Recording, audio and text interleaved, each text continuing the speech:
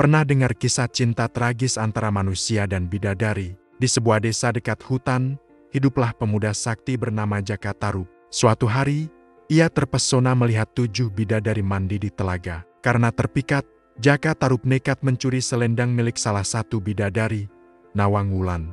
Akibatnya, Nawang Wulan tak bisa kembali ke kahyangan. Jaka Tarub pun datang menolong, dan akhirnya mereka menikah. Nawang Wulan punya satu keajaiban, ia bisa memasak sebakul nasi hanya dari sebutir padi.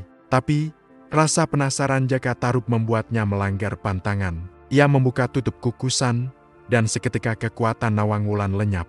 Bertahun-tahun kemudian, Nawang Wulan menemukan selendangnya yang disembunyikan Jaka Tarub di lumbung padi. Dengan hati hancur, ia memutuskan kembali ke kahyangan, meninggalkan Jaka Tarub dan putri mereka dalam penyesalan abadi. Kisah ini mengajarkan kita tentang kejujuran dan akibat dari sebuah kebohongan.